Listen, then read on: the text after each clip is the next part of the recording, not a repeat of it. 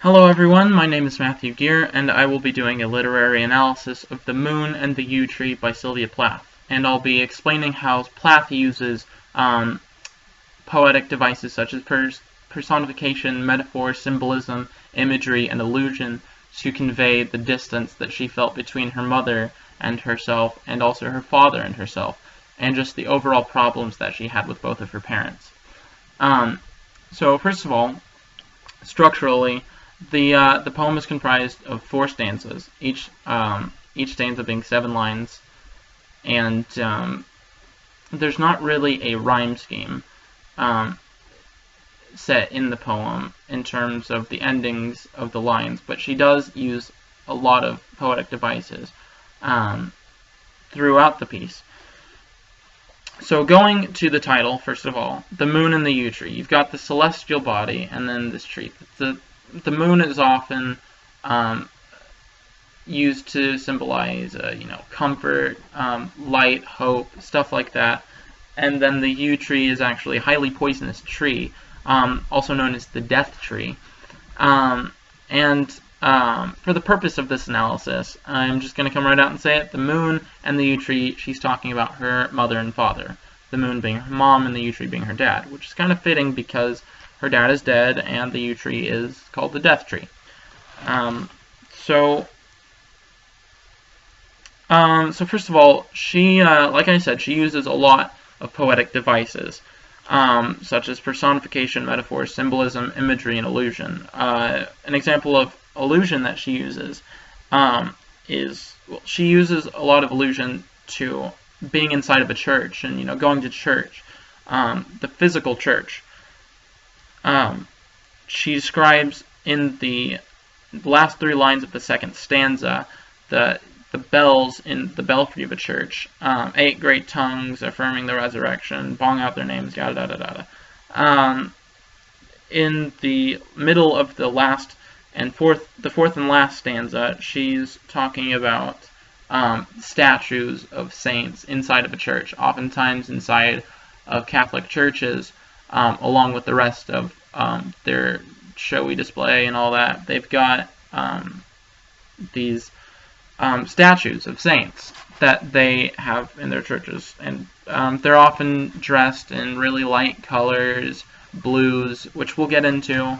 And then the vast majority of the personification used throughout the poem is revolving around the moon and the yew tree. She personifies them throughout the poem. For example, the grasses unload their griefs on my feet as if I were God. That's in the first stanza. Grasses don't have griefs or unload them. So that's personification. Second stanza, sorry. It drags the sea after it like a dark crime. It referring to the moon. As we all know, the moon is responsible for the tides here on Earth. It drags the sea. But the way she phrased it, she used languages that make you imagine like a man or a woman carrying a heavy load over their shoulder, dragging something behind them. Symbolism, she uses a lot of, along with using the moon and the yew tree to symbolize her mother and father, she uses the color blue throughout the poem, once in the first stanza, once in the third, twice in the fourth final, a lot of times blue can be used either way in a lot of art forms. Blue can be used to give a sense of calmness, of solitude, sometimes good solitude, just happiness in general. But blue can also mean like depression. Blue, when someone is blue, they're depressed. When someone feels blue, they feel like crap. So I think that throughout the poem she uses the latter connotation, the more negative one, to when she says blue.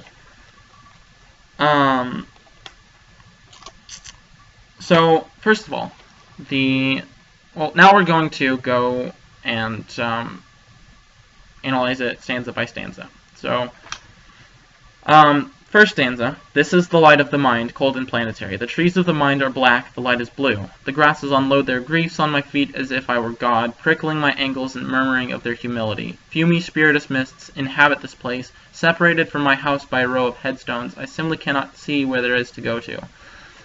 So in this stanza, throughout the poem, she really switches back and forth with describing the yew tree and the moon.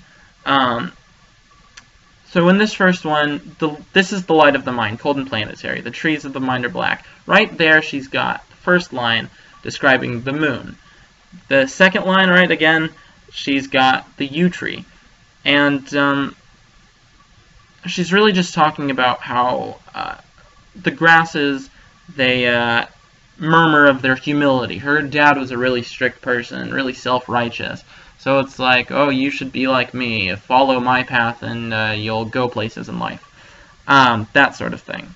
Fumy spiritus mists, being a ghost, is separated from my house by a row of headstones. So I'm taking the ghost to mean that the ghost is her father's, separated from her house by a headstone, basically, because he's dead. Now, the moon is this is the second paragraph. The moon is no door.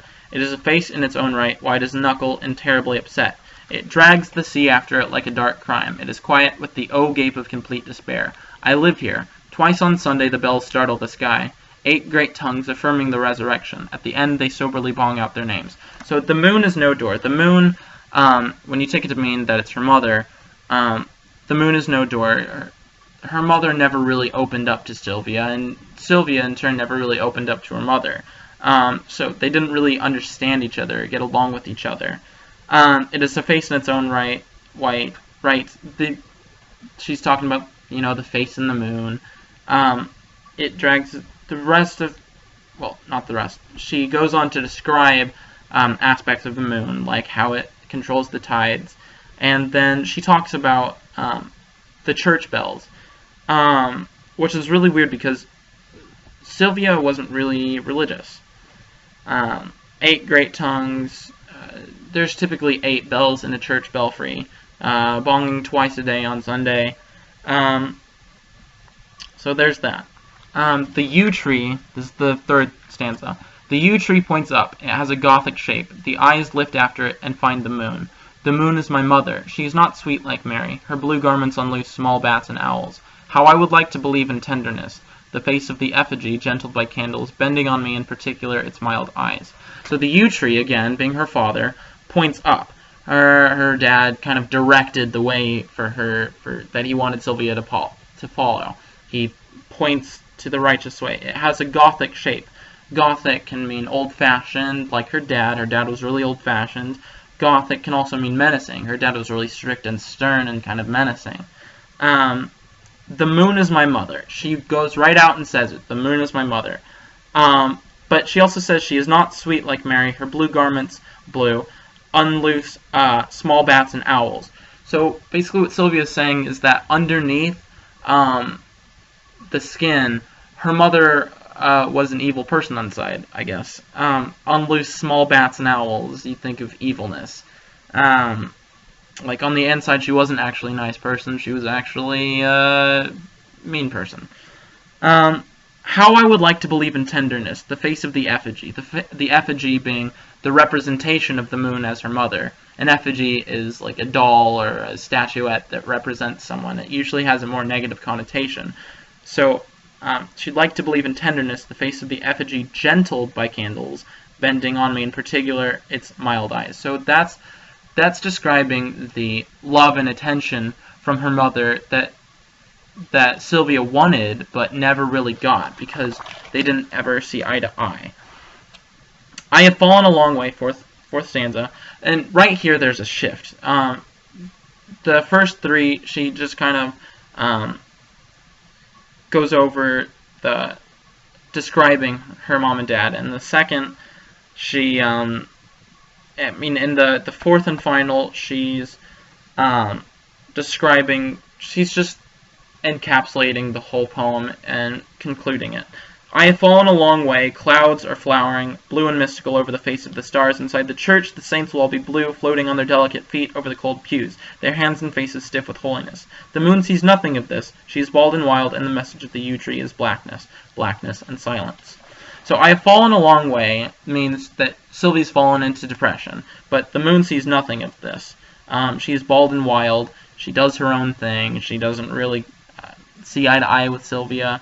And the message of the yew tree is blackness, blackness and silence. That can go two ways. The blackness, her dad was kind of a mean guy, really stern and strict, so that's the blackness. But also blackness and silence, he's dead, so he and Sylvia don't really have a connection anymore. There's not a whole lot of interaction going on there, so it's just silence. And then the middle of that stanza, it's just describing, again, the church, being inside the church, the saints just kind of looking down on Sylvia. So the tone overall is pretty,